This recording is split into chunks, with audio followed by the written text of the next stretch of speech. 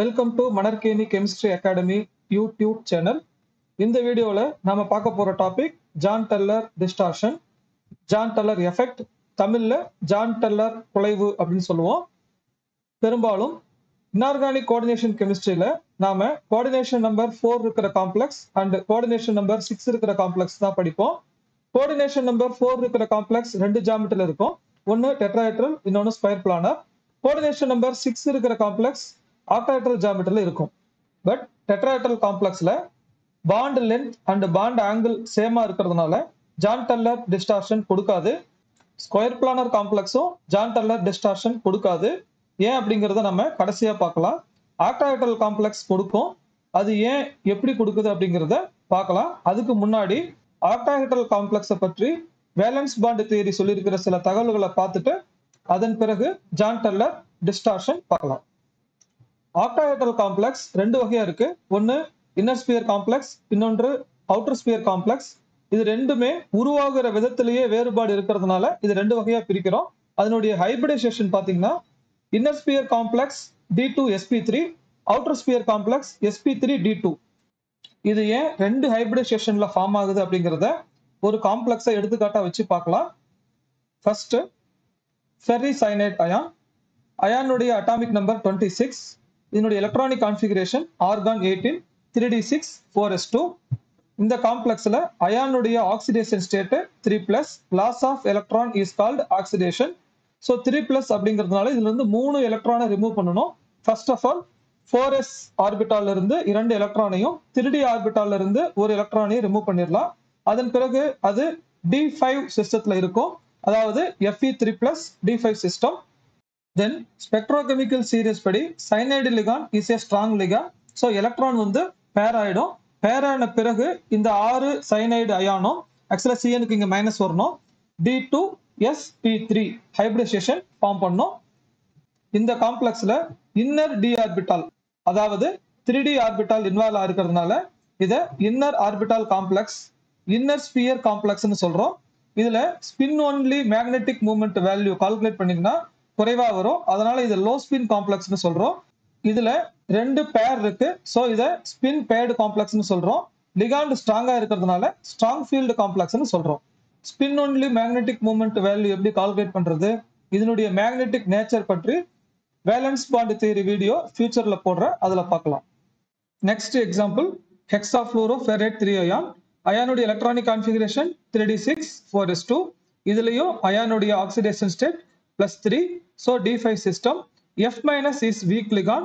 So இதுல electron வந்து pair ஆகாது. இதுல எப்படி ஹைபிரிடைசேஷன் ஃபார்ம் ஆகுதுன்னு பாத்தீங்கன்னா 4sல 1, 4pல 3, 4dல 2 ஃப்ளூரின் வந்து ஜாயின் ஆகுது. ஸோ இதுல பாத்தீங்கன்னா அவுட்டர் டி ஆர்பிட்டால் வந்து ஹைபிரிடைசேஷன் இன்வால்வ் ஆகுது. ஸோ இதனுடைய ஹைபிரிடைசேஷன் sp3d2. இந்த காம்ப்ளெக்ஸ்ல அவுட்டர் டி ஆர்பிட்டால் ஹைபிரிடைசேஷன்ல இன்வால்வ் ஆகிறதுனால அவுட்டர் ஆர்பிட்டால் காம்ப்ளெக்ஸ்னு சொல்றோம், அவுட்டர் ஸ்பியர் காம்ப்ளெக்ஸ்னு சொல்லலாம். Then spin only magnetic movement value calculate பண்ணீங்கன்னா இதற்கு தான் அதிகமா வரும், ஏன்னா இது D5 சிஸ்டம். ஸோ இதை ஹை ஸ்பின் காம்ப்ளெக்ஸ்னு சொல்றோம். இதுல வந்து எலக்ட்ரான் பேர் ஆகாம எல்லாமே தனித்தனியா இருக்கிறதுனால ஸ்பின் ஃப்ரீ காம்ப்ளெக்ஸ்னு சொல்றோம். இதுல வந்து வீக் லிகான் இருக்கிறதுனால இதை வீக் ஃபீல்டு காம்ப்ளெக்ஸ்னு சொல்லலாம். இப்போ நமக்கு ஹை ஸ்பின் காம்ப்ளெக்ஸ்னா என்ன, லோ ஸ்பின் காம்ப்ளெக்ஸ்னா என்னன்னு தெரியும். நெக்ஸ்ட் நாம ஜான் டெல்லர் டிஸ்டார்ஷன் பார்க்கலாம். Theorem: in a non-linear molecule, if degenerate orbitals are asymmetrically occupied or not stable, a distortion will occur to remove the degeneracy. In the electronically degenerated state, the orbitals are said to be asymmetrically occupied and hence get more energy. Therefore, the system tries to get rid of extra energy by lowering the overall symmetry of the molecule, that is undergoing distortion, which is otherwise known as John Teller distortion. அதாவது octahedral காம்ப்ளெக்ஸ்ல degenerate ஆர்பிட்டால்ஸ்ல electron அன்ஈக்குவலா fill ஆகும்போது அதனுடைய energy increase ஆகுது, அதனால அதனுடைய stability degrees ஆகுது. அப்ப அந்த காம்ப்ளெக்ஸ் ஸ்டேபிளா இருக்கணும் அப்படின்னா எனர்ஜி குறையணும், டீஜெனரசி ரிமூவ் ஆகணும். இப்போ நாம ஆக்டாஹெட்ரல் காம்ப்ளெக்ஸ்ல டீஜெனரேட் ஆர்பிட்டால்ஸ்னா என்ன, அசிமெட்ரிக்கலி ஆக்குபைடுனா என்ன அப்படிங்கறத பார்த்துட்டு ஜான் டெல்லர் டிஸ்டார்ஷன் ஏன் நடக்குது, எப்படி நடக்குது அப்படிங்கறத பார்க்கலாம். கிறிஸ்டல் ஃபீல்டு தியரி படி டி ஆர்பிட்டால் வந்து ரெண்டா ஸ்பிளிட் ஆகும். டி ஆர்பிட்டால் மொத்தம் 5 இருக்கும். அது வந்து ரெண்டா எப்படி ஸ்பிளிட் ஆகுது அப்படின்னா T2Gல 3, EGல ரெண்டா ஸ்பிளிட் ஆகும். T2Gல 3 ஆர்பிட்டால்ஸ் ஒரே எனர்ஜி லெவல்ல இருக்கு. EGல 2 ஆர்பிட்டால்ஸ் ஒரே எனர்ஜி லெவல்ல இருக்கு. இதை தான் நம்ம டீஜெனரேட் ஆர்பிட்டால்னு சொல்றோம். அதாவது சேம் எனர்ஜில இருக்கிற ஆர்பிட்டால வந்து டீஜெனரசி அப்படின்னு சொல்லுவோம். இப்போ இந்த ஆர்பிட்டால்ஸ் எம்டியா இருக்கு. சப்போஸ் இதுல ஒரு எலக்ட்ரான் என்டர் ஆச்சு அப்படின்னா என்ன ஆகுது அப்படிங்கறத பார்க்கலாம். Example D1 system. இதுல ஒரு எலக்ட்ரான் வந்த பிறகு அது DXY, YZ, ZXன்னு 3 இடத்துக்கும் மாறி மாறி போயிட்டு வந்துட்டு இருக்கோம். கீழே இருக்கிற அந்த அனிமேஷன் பாருங்க.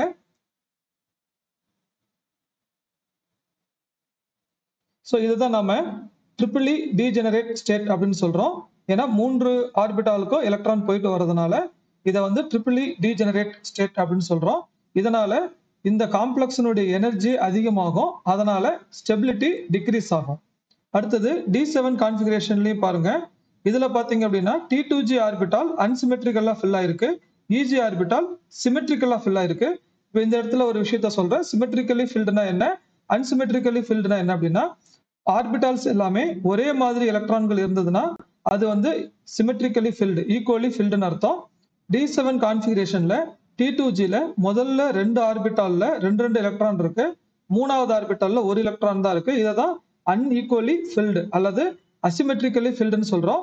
பட் EGல பாத்தீங்கன்னா 2 ஆர்பிட்டால்லையுமே ஈக்குவலா எலக்ட்ரான் ஃபில் ஆயிருக்கு. இதை வந்து ஈக்குவலி ஃபில்டு அல்லது சிமெட்ரிக்கலி ஃபில்டு அப்படின்னு சொல்றோம். இதுல T அப்படிங்கிறது ட்ரிபிள் டீஜெனரேட் அப்படிங்கறத குறிக்குது. இது முல்லிகன் சிம்பிள். இப்ப நாம எந்தெந்த கான்ஃபிகரேஷன்லாம் ட்ரிபிள் டீஜெனரேட் ஸ்டேட்ல இருக்குன்னு பார்க்கலாம். D1 system, D2, D4 LS and D6 HS, D7 HS இதெல்லாம் ட்ரிபிள் டீஜெனரேட் ஸ்டேட்ல இருக்கும். ஸோ இதெல்லாமே ஜான்டலர் எஃபெக்டை கொடுக்கும். தென் D4 கான்ஃபிகரேஷனை பாருங்க. T2Gல 3 எலக்ட்ரான்கள் வந்து ஈக்குவலா ஃபில் ஆயிருக்கு. பட் EGல அன்சிமெட்ரிக்கலா ஃபில் ஆயிருக்கு. ஸோ அந்த எலக்ட்ரான் எப்படி மூவ் ஆகுதுங்கிறது கீழே அனிமேஷன்ல பாருங்க. ஸோ இதை வந்து நாம டபுள் டீஜெனரேட்னு சொல்றோம். இதனுடைய சிம்பிள் E, இதுவும் முல்லிகன் சிம்பிள் தான். என்னென்ன கான்ஃபிகரேஷன் டபுள் டீஜெனரேட் ஸ்டேட்ல இருக்கும் அப்படிங்கிறத பார்க்கலாம். D4HS, D7 LS, D9 LS and HS. D9 கான்ஃபிகரேஷன்ல பாத்தீங்கன்னா low spin and high spin காம்ப்ளெக்ஸ்ல ஒரே மாதிரி எலக்ட்ரானிக் கான்ஃபிகரேஷன் தான் இருக்கும். இதனுடைய முல்லிகன் சிம்பிள் E.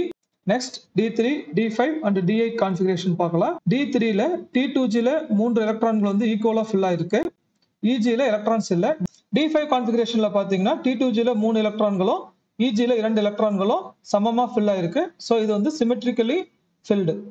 அடுத்தது D8 high spin and low spin காம்ப்ளெக்ஸ்ல ஒரே மாதிரி எலக்ட்ரானிக் கான்ஃபிகரேஷன் இருக்கும். இதுலயும் T2G அண்ட் EG எலக்ட்ரான்ஸ் வந்து ஈக்குவலா ஃபில் ஆயிருக்கு. ஸோ இது நான் டீஜெனரேட் ஸ்டேட். இதனுடைய டெஃபினேஷன் A or B. இப்போ நமக்கு டீஜெனரசினா என்ன, சிமெட்ரிக்கலி ஆக்குபைடுனா என்ன, அன்சிமெட்ரிக்கலி ஆக்குபைடுனா என்ன அப்படிங்கிறது தெரியும். அதாவது எலக்ட்ரான் ஈக்குவலா ஃபில் ஆயிருந்தா நான் டீஜெனரேட் ஸ்டேட், எலக்ட்ரான் அன்ஈக்குவலா ஃபில் ஆயிருந்தா டீஜெனரேட் ஸ்டேட். இந்த டீஜெனரேட் ஸ்டேட் இருக்கிற காம்ப்ளெக்ஸ்ல எனர்ஜி அதிகமா இருக்கும். அதனால அதனுடைய ஸ்டெபிலிட்டி குறையும். ஸோ அந்த எனர்ஜியை குறைக்கிறதுக்காக அந்த காம்ப்ளெக்ஸ் என்ன பண்ணுதுங்கிறத பாருங்க. ஆக்டாஹெட்ரல் காம்ப்ளெக்ஸ் அதனுடைய ஜியாமெட்ரி ஜெட் ஆக்சிஸ்ல ஒன்று கம்ப்ரஸ் ஆகும், இல்லைன்னா எலாங்னேட் ஆகும். இந்த அனிமேஷன்ல ரெண்டுமே ஒரே இதுல கொடுத்துருக்கோம். ஆக்சுவலா ஏதாவது ஒன்று தான் ஒரு காம்ப்ளெக்ஸ்ல நடக்கும். கம்ப்ரஸ் ஆனா அதை ஜெட் இன் டிஸ்டார்ஷன்னும், எலாங்னேட் ஆச்சுன்னா அதை ஜெட் அவுட் டிஸ்டார்ஷன் சொல்லுவோம். அடுத்தது ஆக்டாஹெட்ரல் காம்ப்ளெக்ஸ்ல ஜெட் ஆக்சிஸ் வழியாக கம்ப்ரஷனோ எலாங்னேஷனோ நடக்கும் பொழுது, அதாவது டிஸ்டார்ட் ஆகும் பொழுது ஆர்பிட்டால் லெவல்ல என்ன சேஞ்சஸ் நடக்குதுன்னு பார்க்கலாம். இதுல சென்டர்ல இருக்கிறது regular octahedral complex, no distortion. Suppose Z axis வந்து அவுட் சைட்ல எலாங்னேட் ஆச்சுனாக்கா ஜெட் அவுட் டிஸ்டார்ஷன் சொல்றோம். இதுல ஆர்பிட்டால் வந்து இந்த மாதிரி ஸ்பிளிட் ஆயிருக்கும். மாறாக ஜெட்டின், அதாவது கம்ப்ரஸ் ஆச்சுன்னா ஜெட் ஆக்சிஸ் வழியாக கம்ப்ரஸ் ஆச்சுன்னா இந்த மாதிரி ஆர்பிட்டால் லெவல் இருக்கும். இதுல பாத்தீங்கன்னா மேக்சிமம் ஆர்பிட்டால் வெவ்வேறு எனர்ஜி லெவலுக்கு போயிடுச்சு. அடுத்தது இது இன்னும் கொஞ்சம் விளக்கமா பார்க்கலாம். ஒரு காம்ப்ளெக்ஸ்ல D1 கான்ஃபிகரேஷன் இருக்கிறத எடுத்துக்கலாம். இந்த சென்டர்ல இருக்கிறது பாத்தீங்கன்னா regular octahedral, no distortion.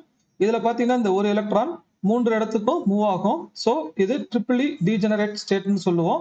So இந்த காம்ப்ளெக்ஸ் ஸ்டேபிளா இருக்கணும்னா டெஸ்ட்ராக்ட் ஆகணும். சப்போஸ் ஜெட் அவுட் டிஸ்ட்ராக்ஷன் நடந்ததுன்னா கம்ப்ளீட்டா டீஜெனரசி ரிமூவ் ஆகிறது இல்லை. ஏன்னா இந்த எலக்ட்ரான் இந்த ரெண்டு ஆர்பிட்டாலுக்கும் மாறி மாறி மூவ் ஆகிட்டு இருக்கும். மாறாக ஜெட்டின் டிஸ்ட்ராக்ஷன் நடக்கும்போது இந்த ஒரு எலக்ட்ரான் ஒரே இந்த கீழே இருக்கிற ஆர்பிட்டாலில் மட்டுமே இருக்கும். ஸோ டீஜெனரசி ரிமூவ்டு, மேற்கொண்டு இது மூவ் ஆக வாய்ப்பு இல்லை. ஸோ இது ஒரு தியரிட்டிக்கல் எக்ஸாம்பிள் தான். சப்போஸ் இந்த மாதிரி கான்ஃபிகரேஷன் இருந்தால் ஜெட்டின் டிஸ்ட்ராக்ஷன் நடந்தால் அந்த காம்பவுண்ட் ஸ்டேபிளா இருக்கும் அப்படின்னு சொல்றதுக்காக சொல்லியிருக்கோம். அடுத்தது D2 கான்ஃபிகரேஷன் இருக்கிற காம்ப்ளெக்ஸை எக்ஸாம்பிளா எடுத்துக்கலாம். இதுலயும் சென்டர்ல பாத்தீங்கன்னா ரெகுலர் ஆக்டாஹெட்ரல், நோ டிஸ்டார்ஷன். இதுவும் ட்ரிபிளி டீஜெனரேட் ஸ்டேட்ல இருக்கு. ஸோ இது ஜெட் அவுட் டிஸ்டார்ஷன் நடந்ததுன்னா இந்த ரெண்டு எலக்ட்ரானுமே ஒரே எனர்ஜி லெவல் இருக்கிறதுனால டீஜெனரசி ரிமூவ் ஆயிடுது. ஏன்னா இது ஃபர்தரா எங்கேயும் மூவ் ஆக முடியாது. மாறாக ஜெட்டின் டிஸ்டார்ஷன் நடந்ததுன்னா இந்த மாதிரி இருக்கும். ஸோ இந்த எலக்ட்ரான் ஃபர்தரா இங்க மூவ் ஆகிட்டு இருக்கும். ஸோ இதுல வந்து டீஜெனரசி நாட் ரிமூவ்டு. ஸோ இந்த கான்ஃபிகரேஷன்ல ஜெட் அவுட் டிஸ்டார்ஷன் நடந்ததுன்னா காம்ப்ளெக்ஸ் ஸ்டேபிளா இருக்கும். ஆக்சுவலி இது ஒரு தியரிட்டிக்கல் எக்ஸாம்பிள் தான். பொதுவாக ஜெட் அவுட் டிஸ்டார்ஷன் வந்து ஸ்ட்ராங் டிஸ்டார்ஷனும் ஜெட்டினை வந்து ஸ்லைட் டிஸ்டார்ஷன் சொல்லுவோம். டிஸ்டார்ஷன் ஸ்ட்ராங்கா இருந்ததுன்னா அந்த காம்ப்ளெக்ஸ் மோர் ஸ்டேபிள் காம்ப்ளெக்ஸ். அடுத்தது இன்ஆர்கானிக் காம்ப்ளெக்ஸ்ல டி ஆர்பிட்டால் கான்ஃபிகரேஷன் D1ல இருந்து D10 வரைக்கும் இருக்கும். நமக்கு ஏற்கனவே தெரியும் octahedral complex, high spin and low spin காம்ப்ளெக்ஸ்னு ரெண்டு டைப்ல இருக்கு. ஸோ ஒவ்வொரு டைப்லயும் ஒவ்வொரு கான்ஃபிகரேஷன்லயும் இந்த ஜேடி எஃபெக்ட் எப்படி இருக்குங்கிறத விளக்கமா பார்க்கலாம். நமக்கு தெரியும் ஆக்டாஹெட்ரல் காம்ப்ளெக்ஸ்ல டி ஆர்பிட்டால் ரெண்டா ஸ்பிளிட் ஆகும். T2G orbitals, EG orbitals. இதுல எந்த கண்டிஷன்ல எலக்ட்ரான் ஃபில்லா இருந்தா டிஸ்டார்ஷன் எப்படி இருக்குங்கிறத பாருங்க. T2Gல அன்சிமெட்ரிக்கலாகவும் EGல சிமெட்ரிக்கலா இருந்தா டிஸ்டார்ஷன் ஸ்லைட்டா இருக்கும். ரெண்டுமே சிமெட்ரிக்கலா, அதாவது ஈக்குவலா எலக்ட்ரான் ஃபில்லா இருந்தா நோ டிஸ்டார்ஷன். சப்போஸ் T2Gல சிமெட்ரிக்கலாகவும் EGல அன்சிமெட்ரிக்கலா ஃபில்லா இருந்தா டிஸ்டார்ஷன் ஸ்ட்ராங்கா இருக்கும். இதை நாம தெளிவா ஞாபகம் வச்சுக்கிட்டா எல்லா கான்ஃபிகரேஷனுக்கும் ஈஸியா நாம டிஸ்டார்ஷன் எப்படி இருக்குங்கிறத சொல்லிடலாம்.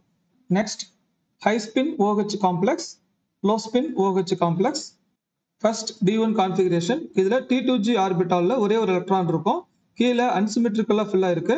அதாவது மூன்று ஆர்பிட்டால்லையும் எலக்ட்ரான் சமமா இருந்தா சிமெட்ரிக்கல், எலக்ட்ரான் சமமா இல்லைன்னா அது அன்சிமெட்ரிக்கல். அவ்வளவுதான். ஸோ கீழே அன்சிமெட்ரிக்கலா ஃபில்லா இருக்கு, EG வந்து சிமெட்ரிக்கலா இருக்கு. ஸோ இது ஸ்லைட் டிஸ்டார்ஷன். அதே போல லோ ஸ்பின் காம்ப்ளெக்ஸ்லயும் பாத்தீங்கன்னா சேம் கான்ஃபிகரேஷன் தான். D2 configuration. இதுவும் கீழே அன்சிமெட்ரிக்கல், மேல சிமெட்ரிக்கல். So slight. லோ ஸ்பின்லயும் அதே கண்டிஷன்ல தான் இருக்கு. And then D3. இது பாத்தீங்கன்னா கீழே வந்துட்டு ஈக்குவலா ஃபில்லா இருக்கு. So symmetrical. மேலையும் எலக்ட்ரான் இல்லை, ரெண்டும் சமமா இருக்கு. So symmetrical. இந்த டைப்லயும் அதே மாதிரி இருக்கு. ஸோ D3 சிஸ்டத்தை பொறுத்த வரைக்கும் no distortion. And then D4.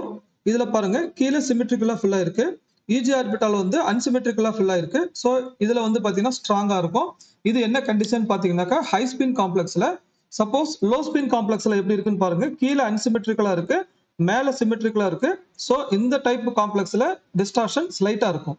And then D5 configuration. D5 high ஸ்பின்ல பாத்தீங்கன்னா எலக்ட்ரான் EG அண்ட் T2G ரெண்டுலயுமே சிமெட்ரிக்கலா ஃபில்லா இருக்கு. So no distortion. But low spin காம்ப்ளெக்ஸ்ல கீழே வந்து பாத்தீங்கன்னா அன்சிமெட்ரிக்கலா இருக்கு, மேல சிமெட்ரிக்கலா இருக்கு. So slight distortion. D6 high spin. D6 high ஸ்பின்னை பொறுத்த வரைக்கும் கீழே அன்சிமெட்ரிக்கல், மேல symmetrical. So slight. But low spin காம்ப்ளெக்ஸ்ல பாத்தீங்கன்னா கீழேயும் சிமெட்ரிக்கல், மேலையும் symmetrical. So no distortion. And then D7 system. D7 சிஸ்டத்துல கீழே அன்சிமெட்ரிக்கல், மேல symmetrical. So slight. And then low spin காம்ப்ளெக்ஸ்ல கீழே சிமெட்ரிக்கல், மேல unsymmetrical. Strong distortion. And then D8 system. D8 சிஸ்டத்தை பொறுத்த வரைக்கும் லோ ஸ்பின் அண்ட் ஹை ஸ்பின்ல ரெண்டுலயும் ஒரே மாதிரி தான் எலக்ட்ரானிக் கான்ஃபிகரேஷன் இருக்கும். Symmetrical symmetrical, no distortion. Symmetrical symmetrical, no distortion. And then D9 கான்ஃபிகரேஷனை பொறுத்த வரைக்கும் electronic configuration low spin high ஸ்பின்ல ஒரே மாதிரி தான் இருக்கும்.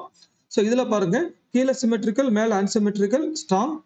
அண்ட் தென் லோ ஸ்பின் காம்ப்ளெக்ஸ்லயும் கீழே சிமெட்ரிக்கல், மேல அன்சிமெட்ரிக்கல், ஸ்ட்ராங் டிஸ்டார்ஷன் இருக்கும். And then D10 configuration. இதுவும் லோ ஸ்பின் ஹை ஸ்பின் ஒரே மாதிரி எலக்ட்ரானிக் கான்ஃபிகரேஷன் தான் இருக்கும். போத் EG T2G ரெண்டுமே சிமெட்ரிக்கலா ஃபில்லா இருக்கிறதுனால நோ டிஸ்டார்ஷன். லோ ஸ்பின் காம்ப்ளெக்ஸ்லயும் நோ டிஸ்டார்ஷன். ஸோ இதை வந்து நான் சம்மரைஸ் பண்ணி கொடுக்கல, நீங்க சம்மரைஸ் பண்ணிக்கிங்க. எந்தெந்த கான்ஃபிகரேஷன்ல ஸ்ட்ராங்கா இருக்கும், எதுல ஸ்லைட்டா இருக்கும், எதுல டிஸ்டார்ஷன் இருக்காது அப்படிங்கிறத நீங்க சம்மரைஸ் பண்ணி வச்சுக்கோங்க. பொதுவாக TRB, CSIR அண்ட் செட் எக்ஸாமினேஷன்ல ஒரு காம்ப்ளெக்ஸை கொடுத்துட்டோ அல்லது டி எலக்ட்ரான் கான்ஃபிகரேஷனை கொடுத்துட்டோ அந்த காம்ப்ளெக்ஸ்ல ஜேடி எஃபெக்ட் எப்படி இருக்குன்னு கேட்பாங்க. 2017 டிஆர்பில இந்த மாதிரி முல்லிகன் சிம்பிள் கொடுத்துட்டு அதுல டிஸ்டார்ஷன் எப்படி இருக்கும் அப்படிங்கறத கேட்டிருந்தாங்க. அதுக்காக இந்த டேபிள் போட்டிருக்கோம். ஸோ இந்த டேபிள்ல பாத்தீங்க அப்படின்னாக்கா D1ல இருந்து D9 வரைக்கும் அதனுடைய கிரவுண்ட் ஸ்டேட் டேம் கொடுத்துருக்கோம். ஸோ இந்த டேமை கொடுத்துட்டு கூட ஜான் டெல்லர் டிஸ்டார்ஷன் இருக்குமா இருக்காதா அப்படிங்கறத கேட்கலாம். ஸோ இதுல சிம்பிளா எப்படி சொல்லிடலாம் அப்படின்னா A term not show John Teller distortion. A அப்படின்னு பாத்தீங்கன்னா நமக்கு தெரியும் T அப்படிங்கிறது triply degenerate state, E அப்படிங்கிறது டபுள் இ டீஜெனரேட் ஸ்டேட், Aங்கிறது நோ டீஜெனரேட் ஸ்டேட். டீஜெனரேட் ஆகலன்னா அந்த கான்ஃபிகரேஷன் வந்து JT எஃபெக்ட் கொடுக்காது. இல்லஸ்ட்ரேஷன்